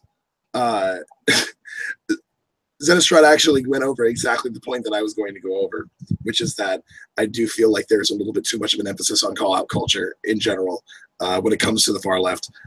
This idea that even that your allies are people. No problem. Sorry. No problem. Something about some issue with the mail, I think, but. No problem at all. I was just letting everybody know that actually what you were talking about was exactly what my point was going to be, that I do think that, at least when it comes to people who are on the left or far left, however exactly you want to call that, there is a sort of too much of an emphasis on calling people out, even if they don't mean to be bad people. Like, there really is a difference between somebody who is calling someone a fag because they believe that fag is going to hurt their feelings and they want to hurt their feelings, and somebody who is saying it to a friend that they've said it to for like the past 17 years and they've never had an issue with it to each other, but it got recorded one day and now they're a bad person. well, I'm kind of of the general idea that I generally don't necessarily believe that intention is something that matters. Like, that's just kind of my ethical belief. But you know, at the same time, you know, I kind of recognize that, like, not someone who like just shows no desire to learn whatsoever, no desire to just try to be more respectful of people, is very different in sort of the impact that they leave than someone who actively is trying to be a better ally, I would say, and should just kind of be more respectful of others and more aware of how the things that they do might affect other people around them. So, like, yeah, like, it's not that I'm not aware that some of the words that I use are bad. I am, and when I say them, I immediately have this thought of, God damn it, I need to stop doing that. But I don't know, like, it's really difficult to fundamentally change the way in which you talk about things sometimes. And that's going to be a long process for a lot of people. We're going to need to get you into we're going to need to get you into a gulag and have you re-educated. Yeah. You will never use the word retard again. You won't even think about it. I know some people might. I just realized that some people might actually get mad at me for making a gulag joke. So that I guess might demonstrate the point. That does. It demonstrates the point. What are you talking about? Are you saying that we support gulags? No. Shh. Calm down. Take a breath. Jesus. Don't tell me how to feel. What am I supposed to say? But yeah, like the tricky thing is that when talking about this, like, you actually, there are just like way too many people who think that, like, any attempt whatsoever to try to make people more mindful of the language that they use is necessarily the same thing as like this sort of totalitarian censorship. And that's like, and it's like, nuance is dead. I'm sorry, but yeah. It's just dead. It's always one or the other. That's why, like, I still have no sympathies for the anti-SJW side. I still think they're all fucking stupid. And I know it, but because I said the word stupid, there's going to be people on the far left being like, I don't have a problem with the word stupid. If I'm gonna no, you might not, but there are people who do, and will tell me that's offensive, and that's something that you need to learn to take out of your vocabulary. I don't know how else to call it. I'm sorry. Like, give me a new word. Yeah, but Sorry, it's already almost 6:30, isn't it? Yeah, though we did start like 20 minutes late. Yeah, that's true. That's true. It's because had to take care of a few errands, and like as you can see, I also got my hair cut. If you saw that, my hair was long when I posted my self-portrait on Twitter. Yeah. It actually looks fine. It looks great, and you look great. Yeah, thank you. I was worried that I was worried that they might have like I'm gonna actually be moving out in about a week, like temporarily, but probably will end up being permanent in a couple months or so. And so like I have to look nice because I'm gonna be dressing in business casual for what I'm gonna be doing. But like I was kind of worried that my haircut might have looked just a little bit too formal because like my hair is just crazy. It does not get along with being combed or looking nice, I guess. So, but it turned out okay. So who knows? One of my commenters wanted to ask you if you're going for the Beavis look. Again, like my avatar on Twitter is a picture of Beavis. That's like. That's true. That's true. It is. I forgot about that. like one of the first things that Sargon said to me was, "Get a haircut, Beavis." And then just one day, I decided to own it. Like, if people are going to call me Beavis, I'm going to be Beavis. That's who I am now. That's good. That's good. It's a good way to try and get around. It's not just a picture of Beavis; it's also a picture of Beavis dressed as Max Stirner. Because that's it's a memeception. It's I disagree with egoist anarchists like fundamentally like on the question of ethics because they're the kinds of people who say that ethics is just a lie and we should just act in our own self-interest, not in like the fake Randian way, but in the way where we actually do act in our own self-interest by like overthrowing our own boss. Because like the argument is what they argue for is that they argue for a mode of social organization based on what they call a union of egoists, and theoretically this kind of mode of organization would be egalitarian in nature because it would be horizontally structured and to allow someone to exercise domination over you would be against your own self-interest. But I guess the reason that I disagree with egoist anarchism on a fundamental level is that I don't think that this kind of mode of organization is going to be feasible for long-term peace. Because like, if you have two groups of people who come to a fundamental impasse, then in the absence of some kind of code of conduct, it's very likely that they'll end up resorting to violence once it comes to sort of a realization that there are no other ways to really resolve it. And violence is essentially what establishes a social hierarchy. So like that kind of goes against what I believe are my own anarchist principles. But yeah, you could also get into kind of the more philosophical objections to it because like egoist anarchism is based from what I understand on the premise that anything that exists only in abstraction does not properly exist and thus should not have any, and thus there's no rational reason to allow it to have any kind of influence over one's life. And I know that there are a lot of people who consider themselves Platonists who object very, very strongly to that notion. Well, yeah, I mean, honestly, I would object very strongly to that notion myself. But I'm not even a Platonist. I think that's just kind of like a very oversimplified, almost positivist approach to ethics, and I'm not really a huge fan of that for a variety of reasons. And to be fair, you and we're not really on the same wavelength, normatively speaking, when it comes to ethics either. Yeah, like I would describe myself as somewhere between a deontologist and a consequentialist. Like I'm still working that out, but like whereas I'm all the way over here. Like you're somewhere in here, I'm all the way back on the triangle of ethics. You're somewhere around here, consequentialism and deontology, and I'm all the way down here in virtue ethics. So we're not even on the same wavelength, but we can still, talk about what it is that we see as ethical, regardless of that fact.